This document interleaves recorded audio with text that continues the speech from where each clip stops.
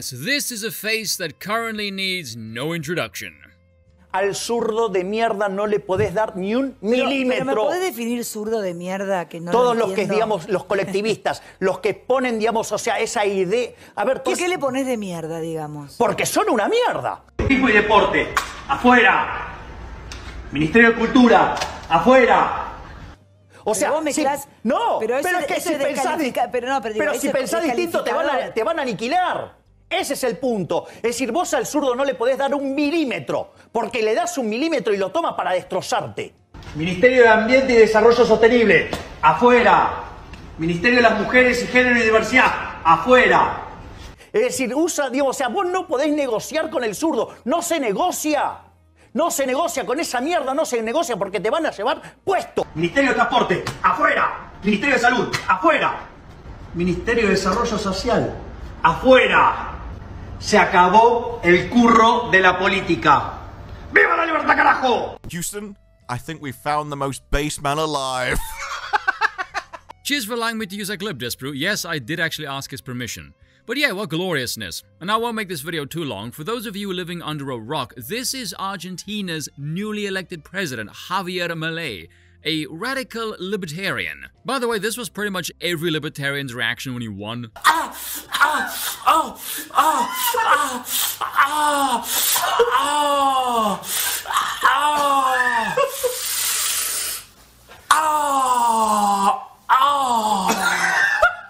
I still love that clip every damn time, and in tears as well. Safe to say, the US mainstream media is having a bit of a melty. Coming from the far right, Javier Milei. A far-right politician. The far-right politician. Far-right candidate. Far-right outsider. Extreme right-wing. Milei is just way out there on the extreme scale. Argentina has elected a right-wing populist. Right-wing populist. Right-wing populist. Javier Milei is a populist who lacks government experience and displayed erratic behavior and foul language. Good! Anyone paying attention knows political experience is synonymous with reeking of corruption. We don't want political experience, we want a damn demolition man. We don't want some clean press empty suit. We want someone with a foul mouth who will swear and spit on you and give you all the middle finger. His compass also alone makes this election something rather unique. He is the first libertarian, as far as I'm aware, if that's wrong I'm blaming Harry from the Lotus Eaters, to attain the highest office in the land. Which shouldn't be too much of a surprise, by the way. Argentina has been hit with an ungodly amount of inflation, and in those circumstances, people tend to gravitate towards sometimes seemingly out there radical individuals. I'm sure we have no other historical parallels to such events, definitely not in Western Europe in the former half of the last century, but anyway, we return to the Kaiser. But speaking of imperialism, if you were to take a look at that clip of him just tearing through the departments, calling it political thievery, if you've seen other clips of him, he is very anti-state, like a classic libertarian. However, I do love how he appears very, very aware of the perniciousness of the leftist threat and their tactics. The lines, "You don't give shit leftards an inch," and "You don't negotiate with trash because they will end you."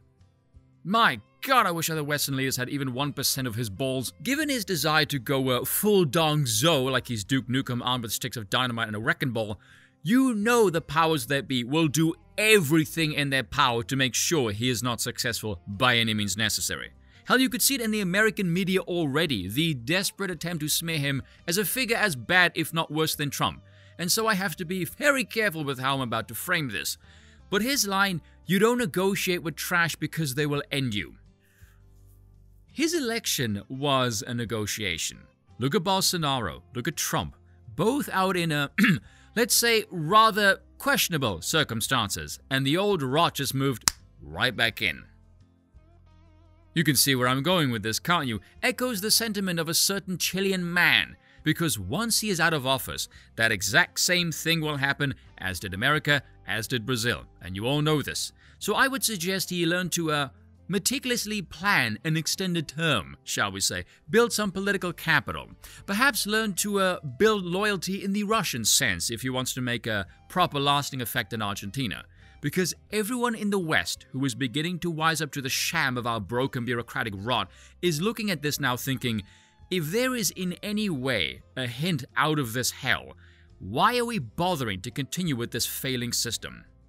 God fucking speed, Javier. Cheers for watching, and once again, I apologize for nothing.